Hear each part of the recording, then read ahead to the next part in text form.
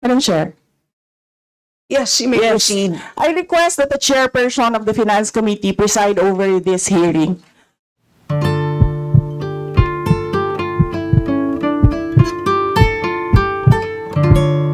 There is a question, and do you want us to repeat the question? And we will not penalize you all the time. I don't You can repeat the facts from the notice of disallowance. I don't need a the repeat Honorable of the Franz. question. Yes, Honorable Franz Castro, you may repeat your question on the notice of disallowance, I believe. Yeah, tama, Madam Chair. So according to COA, the notice of disallowance is amounted to 73,287,000 out of 125.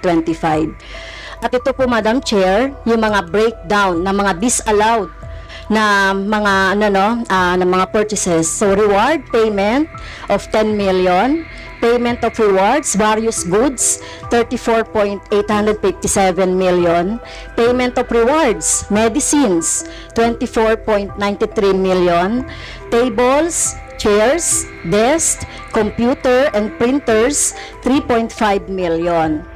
So, ang question, Madam Chair, so yung letter A, B, and C, so nakita naman natin nandoon yung sa joint circular. How about yung ito, no?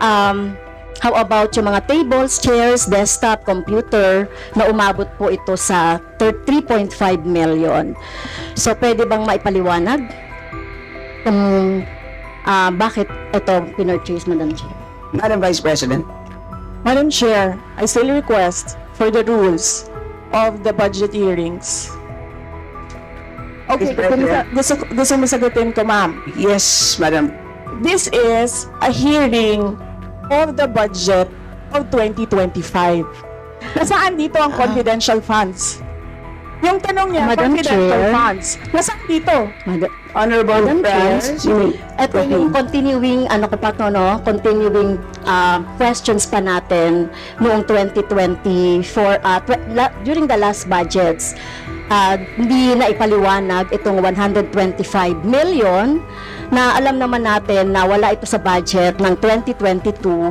So, ito, Madam Chair, sa rule naman natin, lahat dito tinatanong no?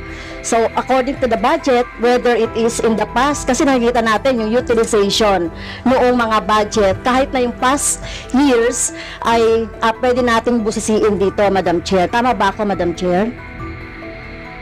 I will agree with you, the Honorable Franz Castro.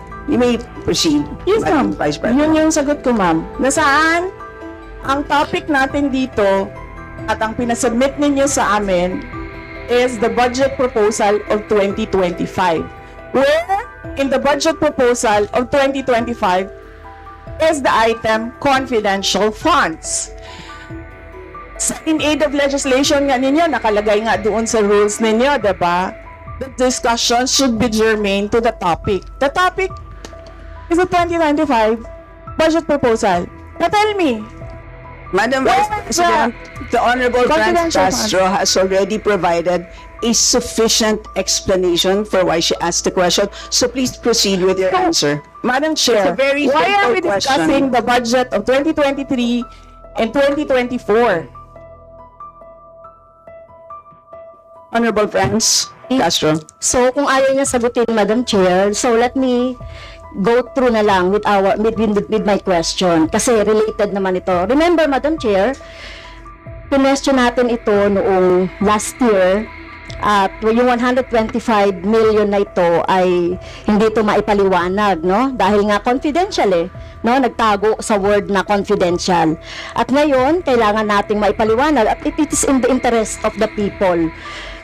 Yung 125 million na ito, Madam Chair, kaya kailangan ito na mabusisi at kailangan ito maipaliwanag ng OVP. Kaya hindi tayo pwedeng questionin ng mga rules, questionin ng mga topic, etc. Dahil related din naman talaga ito sa budget, Madam Chair.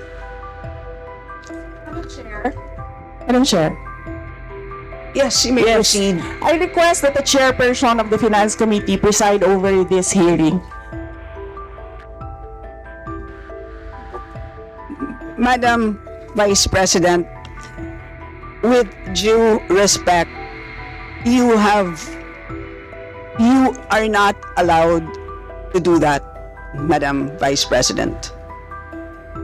You are not allowed to introduce any motion.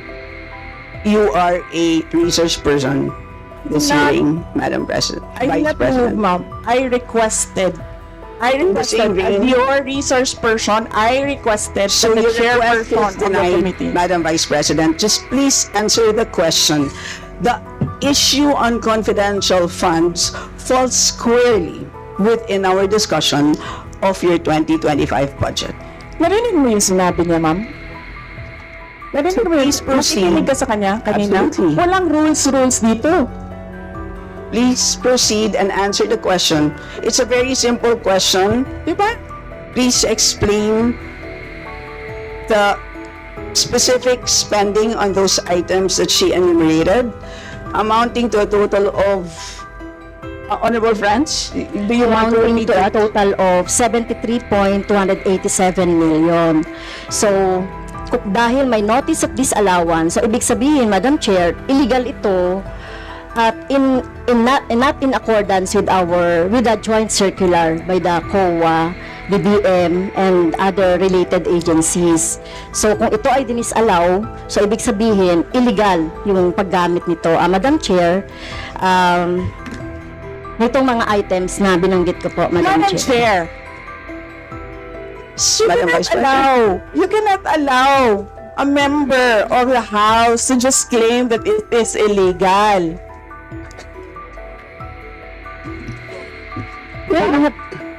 That is a Madam notice Chair. of disallowance. That is a procedure inside the Commission on Audit. Hindi sa upuan niya. Honorable Friends, Okay, thank you, Madam Chair. So, thank you for the explanation, Vice President. Okay, next. According to accomplishment report of OVP, it spent 10 million for payment of reward. So, Madam Chair, in 11 days, ilang tao kaya at magkano kada tao ang reward? In fact, COA disallowed the whole amount spent by OVP for payment of reward. Hindi ba, Madam Chair, questionable ito? Madam Chair, the invitation letter that we received from the House of Representatives. Dear Vice President Duterte, the House Committee on Appropriations will hold briefings, hearings on the budget proposals of various departments, agencies, and corporations relative to the fiscal year 2025 National Expenditure Program as the basis of the fiscal year 2025 General Appropriations Bill. Nasaan? Sa presentation ko kanina, ang haba. Ang confidential funds. Honorable Friends Castro,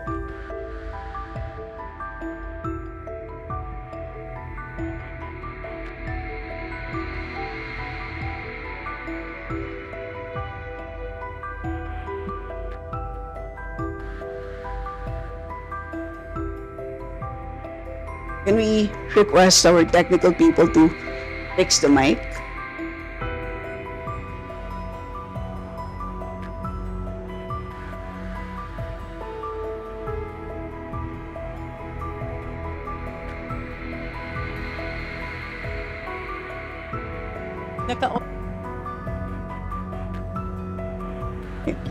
Can everybody check their mics and make sure that they're switched off para maka-switch on yung si Franz?